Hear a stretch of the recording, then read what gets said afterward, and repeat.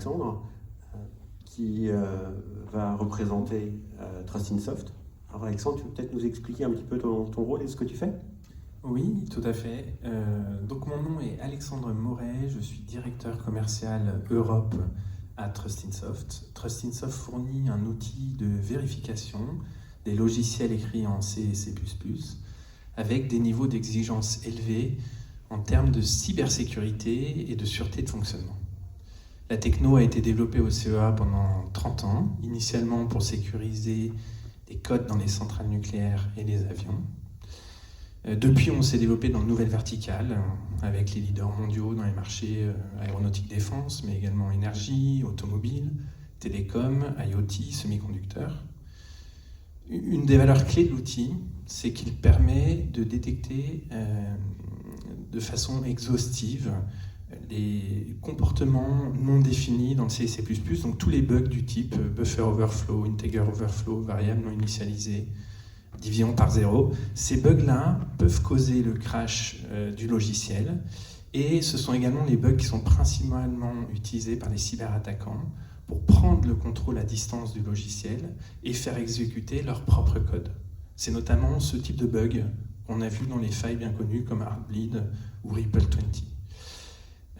On a également une reconnaissance du NIST aux USA, officiellement en 2016, où ils nous ont cité d'un rapport à la Maison-Blanche, dans lequel ils disaient que Trust-in-Soft permet de garantir l'absence de vulnérabilité dans les logiciels C et C++.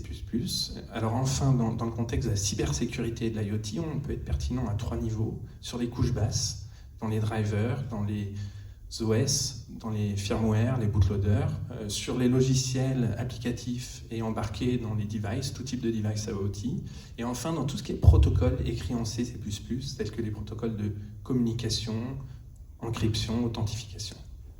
Je vais commencer un peu sur l'aspect confiance. C'est pas un sujet en fait, c'est un ensemble de sujets, et c'est ce qui est intéressant et aussi compliqué dans l'IoT, c'est qu'on a toute une chaîne de traitement, ça va du capteur, des gateways, on a du edge computing, on a du cloud, voilà, il y a plein de traitements, il y a du télécom entre eux, il y a beaucoup de choses, et il faut que l'ensemble de l'architecture, l'ensemble de la solution soit sécurisé et apporte une garantie. Et il va falloir aussi que, au-delà des produits qui sont mis en œuvre, il va falloir aussi que l'opération, sur les opérations autour de ces produits, le run, soit aussi garant de cette sécurité. C'est-à-dire aussi la communiquer sur les problèmes qu'il y a, les traiter, voilà, et avec toujours une amélioration continue et une analyse de ce qui se passe. On va essayer de regarder les différentes briques. Et je vais peut-être commencer par l'aspect logiciel, et je me demandais qu'est-ce qu'on peut faire dans le domaine du logiciel. Je pense que de votre côté, vous avez déjà travaillé, Alexandre, sur des entreprises, peut-être du nucléaire ou du médical, qui avaient déjà depuis longtemps, ou la défense, qui avaient déjà ces problématiques-là. Comment vous les avez traitées sur des sujets hors IoT, puis quelle est la différence, qu'est-ce qui est les spécificités de l'IoT ? Oui, tout à fait. Effectivement, dans les industries critiques, il y a nucléaire, aéronautique, il y a depuis déjà bon nombre d'années une véritable prise de conscience du risque cyber. De par l'émergence de normes de cybersécurité et du risque d'attaque qu'il y a dans ces industries. Alors, tout n'est pas parfait dans ces industries critiques, et notamment, historiquement, elles se sont beaucoup plus intéressées, dans un premier temps, à la sûreté de fonctionnement, c'est-à-dire s'assurer que le logiciel qui est implémenté fait exactement ce qu'il doit faire. Par exemple, dans le cas de l'automobile, la norme de safety, de sûreté de fonctionnement, a été déjà publiée, l'ISO 26262, il y a 10 ans. Celle de cybersécurité, elle a été publiée en août cette année. Donc voilà, on voit qu'il y a des normes qui arrivent, il y a le risque est de plus en plus pris en compte. Et qu'est-ce que ça veut dire concrètement ? Ça veut dire que les acteurs des industries critiques passent beaucoup de temps à tester leur logiciel. Moi, je vois certains acteurs des industries critiques qui peuvent passer 30% du temps à coder et 70% du temps à tester leur logiciel. Alors, je ne dis pas que dans l'IoT, il faut faire pareil, il faut passer 70% du temps à tester son logiciel. Je pense que ce qui est important, c'est dans chaque industrie qu'on cite, dans chaque marché spécifique dans l'IoT, étudier quels sont les risques encourus, et en fonction des risques encourus, décider du temps que je vais passer à sécuriser et à tester mon logiciel. Si le risque, c'est que mon application web mobile soit indisponible pendant 2 minutes et que, en fin de compte, ce n'est pas un gros problème pour mes clients, peut-être que je n'ai pas besoin de passer énormément de temps à tester mon logiciel. Si maintenant le risque, c'est que quelqu'un prenne à distance mon automobile ou prenne le contrôle à distance de mon usine et qu'elle soit indisponible pendant 24 heures, alors là, c'est peut-être plus problématique. Et effectivement, il va falloir passer un peu plus de temps pour tester son logiciel. Et dans le domaine de l'IoT, qu'est-ce que... Ouais, alors ce qui est spécifique pour moi dans le domaine de l'IoT, c'est la surface d'attaque qui est juste énorme. Quand on est dans les industries critiques, une centrale nucléaire, mais différentes industries critiques, on va avoir un réseau interne qui est isolé de l'extérieur.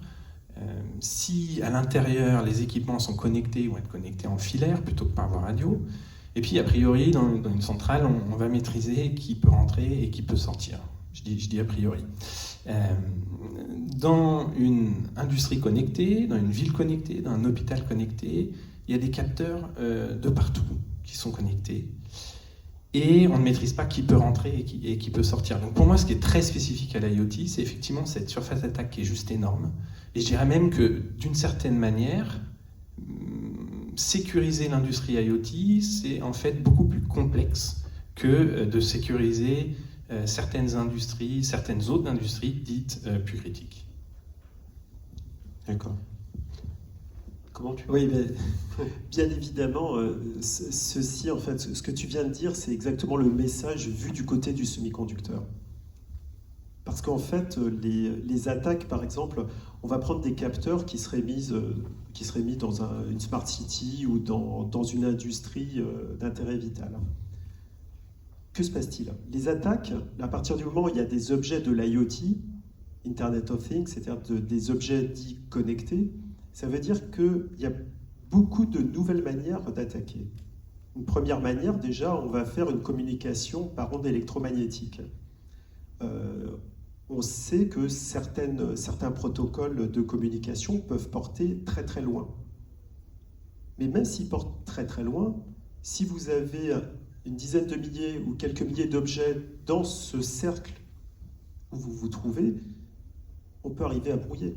Donc déjà, à ce que ça ne communique plus. Ça, c'est simplement des attaques qui peuvent se faire en fréquence. Autre chose, vous mettez un capteur. Vous mettez un capteur industriel et vous voulez récupérer l'information d'un capteur. Mais qu'est-ce qui vous prouve que ce capteur n'a pas été remplacé par un autre capteur qui potentiellement est un clone, ou qui potentiellement est défaillant, ou qui potentiellement vous donne une fausse information? Là-dessus, on se rend compte déjà du premier point, et si vous avez déjà un point vraiment vu du côté semi-conducteur à vous poser comme question, c'est qu'est-ce qui me permet d'authentifier? Alors là, on parle d'un composant, mais en fait, c'est beaucoup plus complexe que ça, l'IoT. On a un empilement de composants. Alors ça, c'est vrai dans le logiciel. On a un empilement de logiciels, pour revenir un petit peu sur la partie logicielle. Comment je fais avec cet empilement de logiciels, avant de parler de l'empilement de hardware, comment je fais pour les traiter, sachant qu'il y a des logiciels tiers, il y en a que je développe en propre, il y en a que je vais acheter, et au final, quand même, la solution, il faut qu'on assure une sécurité globale. Alors, comment fait-on avec des logiciels tiers? Ouais, juste avant de traiter ce point, je voudrais traiter justement au niveau de la sécurisation du logiciel, déjà le logiciel développé en interne.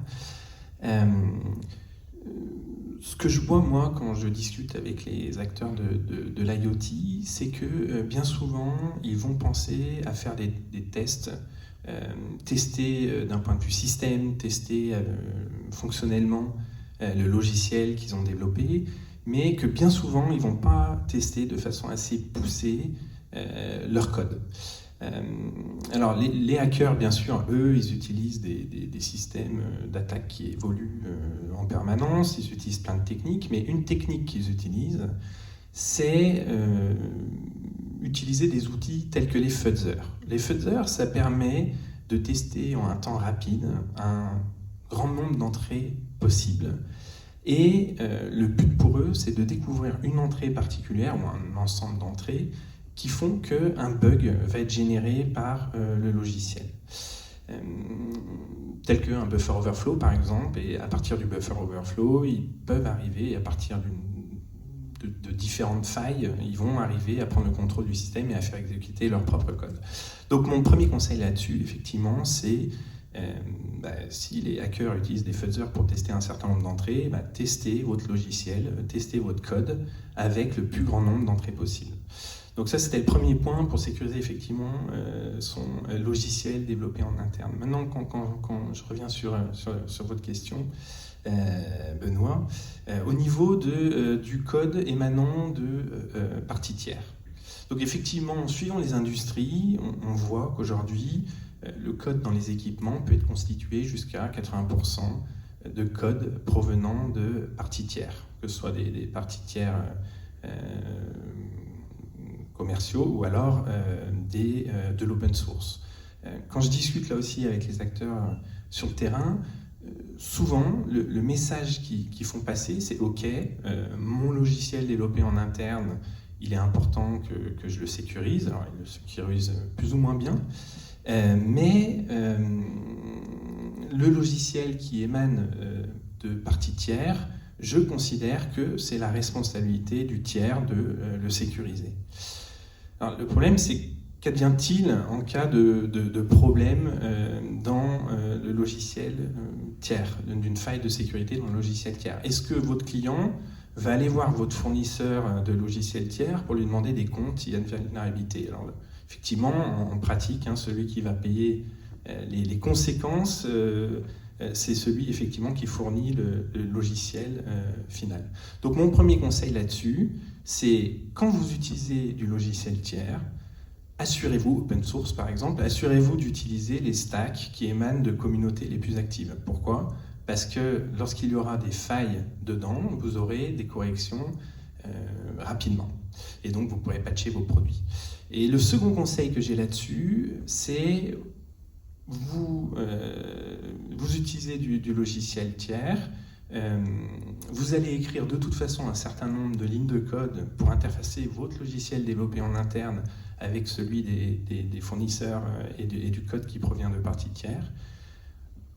Au moins, assurez-vous effectivement que ces quelques lignes que vous écrivez, vous, autour des logiciels tiers, sont testées et ne contiennent pas de porte d'entrée. Parce qu'effectivement, quand vous aurez un patch corrigeant des vulnérabilités des parties tiers, ça ne couvrira pas les lignes que vous avez développées vous-même.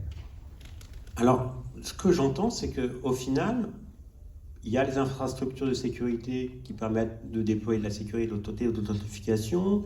On a des composants et on est capable de sécuriser le logiciel. Donc, pourquoi on n'y est pas ? Alors, j'entends de temps en temps, oui, mais ça coûte cher. Est-ce que c'est réel ? Est-ce qu'on peut mettre après coup la sécurité ? Moi, je voudrais juste rebondir sur un point là-dessus. D'un point de vue hard, le delta de coût, c'est en centimes. Le delta en revente là-dessus, c'est en dizaines de centimes. D'accord ? Donc, c'est infime. C'est complètement infime. Si on y a pensé avant, c'est bon. Si on n'y a pas pensé avant, eh ben, il faut changer. Donc, utiliser ces informations-là pour qu'un besoin qui est encore implicite au niveau du marché, où ce n'est pas encore dans la spec, utiliser des vraies infos et un vrai travail de l'Europe comme moyen de faire des produits qui sont d'ores et déjà, qui prennent en compte ces aspects de cybersécurité. Et au fur et à mesure, vous allez pouvoir les enrichir et vendre à vos clients finaux ou à vos prestataires finaux le besoin de sécurité dont ils auront besoin. Un mot là-dessus. Il il y a plein d'études en fait qui montrent qu'effectivement de corriger les bugs, les failles de sécurité en production coûte beaucoup plus cher que de les corriger en amont. Donc je pense que c'est clé effectivement de passer le temps qu'il faut à tester son logiciel, à le sécuriser en amont, pendant la phase de développement, pendant la phase de vérification. Le NIST parle de coûts de correction de bugs 30 fois supérieurs quand on le fait en prod par rapport à quand on le fait en phase amont. Le Ponemon Institute dit, lui, que pour les failles de sécurité, corriger une faille en production, ça peut coûter 100 fois plus cher que de le faire pendant la phase amont. Donc voilà, on peut débattre du nombre exact, c'est pas très important, mais je pense que tout le monde s'accorde à dire que ça coûte beaucoup plus cher de le faire après. Encore une fois, voilà, il convient de faire un calcul de retour sur investissement. On regarde quelle est la surface d'attaque, on regarde quels sont les risques encourus, et en fonction des risques encourus, combien de temps est-ce que je dois passer à sécuriser mon logiciel. Et je pense que les gens qui font le calcul se rendent compte, en fonction des risques, voilà, larguer sur le terrain un logiciel qui n'est pas sécurisé, ça peut effectivement coûter beaucoup plus cher qu'au début, investir un petit peu plus de temps dans la sécurisation et le test du logiciel. Pour rebondir sur ce que vous dites, je pense que le bon exemple, c'est Fiat Chrysler qui a dû rappeler 1 400 000 véhicules. Quand vous faites le coût entre quelques centimes pour un certificat et rappeler 1 400 000 clients pour justement soit changer ou mettre à jour une voiture, je pense que le calcul est rapidement fait. Et la chose où je voudrais rebondir, c'est que je pense qu'il y a aussi un changement en termes d'état d'esprit sur souvent le RSSI. Bon, déjà, on a de plus en plus de RSSI, d'experts sécurité, qui font partie justement des sociétés. Il y a aussi eu un changement, si on compare il y a 5 ou 6 ans, où c'était toujours la sécurité qui arrivait en fin de chaîne. C'est-à-dire que le chef de produit arrivait et disait « Super, j'ai une super idée, j'ai un super produit. » Oui, mais tu as pensé à la sécurité. « Ah ouais, mais trop tard, écoute, il faut le lancer sur le marché. » Et je pense qu'il y a aussi ce changement de mentalité aujourd'hui, de par ces rappels, de par tout ce qui nous entoure. On a parlé du Siemens au niveau d'un plan nucléaire justement en Iran. Pareil, c'est un petit peu de l'IoT, les voitures. On a des exemples, peut-être pas quotidiens, mais en tout cas réguliers, de ce que peut coûter justement ce problème de sécurité, ou ce manque.